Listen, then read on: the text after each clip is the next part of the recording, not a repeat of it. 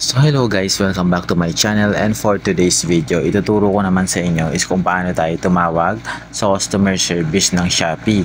So usually kasi diba minsan kapag ka nag-chat tayo is paulit-ulit yung binibigay nung chatbot o nung robot na nagre-reply dun sa chat.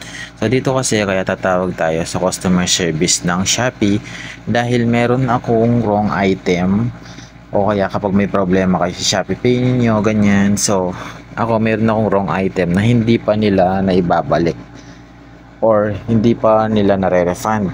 Kasi ang nangyari guys, nag-order ako noong tinatawag na panglinis, pang map. So dalawa yung in-order ko ng ganon, and then ang na-ship lang sa akin ay isang item lang. Pagbukas ko, so dalawa yung binayaran ko, isang item lang yung na-receive ko. So ngayon tatawagan natin yung Shopee para ma-validate kung ano yung process na pwede natin gawin para ma-refund natin yung isang binayad natin at maka-order tayo ng panibago.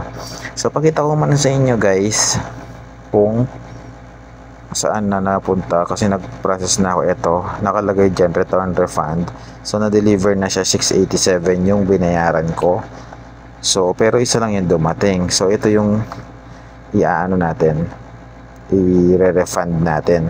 So kailangan alam niyo yung Shopee number ninyo, yung number na nakalink sa Shopee, then yung complete name ninyo, and then yung order number nitong in-order ninyo.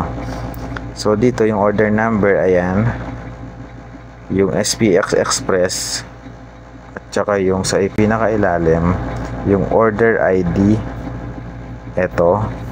So kailangan alam niyo yan, i-copy nyo lang para just in case meron kayong kapag tinanong kayo ng Shopee, mayroon kayong masasagot. So punta tayo doon, balik tayo dito ay sa profile, i-scroll lang natin pababa, and then meron tayo ditong makikitang eto, chat with Shopee.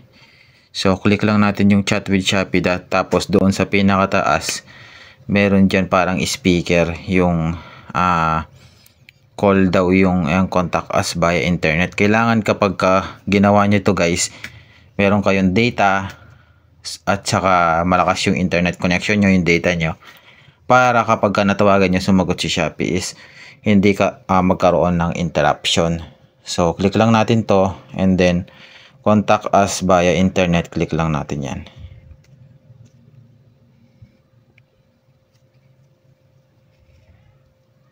So pagka-click natin dyan, scroll naman natin siya ulit pababa. So meron tayong makikita dyan, internet call. So daily yan, 7 AM to 7 PM lang daw. So kapag alam nyo naman na kapag 7 PM na or wala pang 7 PM, so hindi nyo sila ma-reach. Kailangan 7 AM to 7 PM. So click lang natin yung internet call.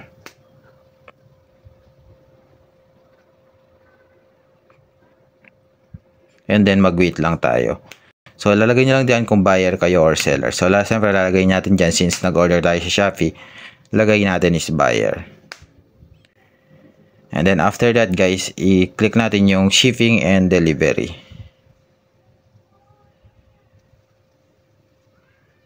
So click lang natin yung order natin, and then continue with call. To ensure the quality of service, this call will be recorded and monitored for quality and training purposes. Please note that your personal information will be used to process and address the concerns that will be raised in this call in accordance with the Data Privacy Act of 2012.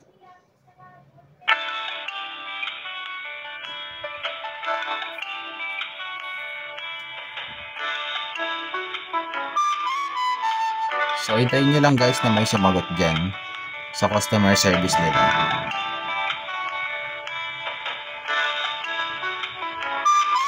So huwag nyo papatayin hanggat walang sumasagot.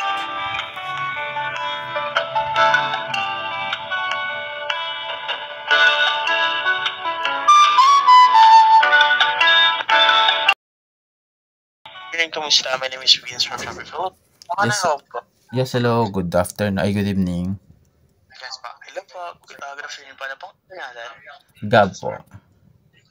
I mean, sir, ano pong concern natin? Ipapacheck ko lang sana kung na-refund na kasi nag-process ako ng refund.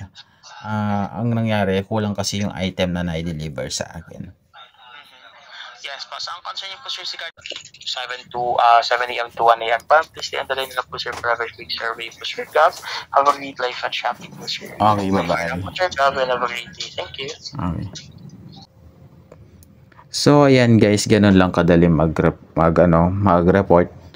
So, if nakatulungan ko kayo dito sa video na to, don't forget to like and subscribe and follow my Facebook page on my Facebook account. Yun lang po, and don't forget to subscribe sa YouTube channel natin.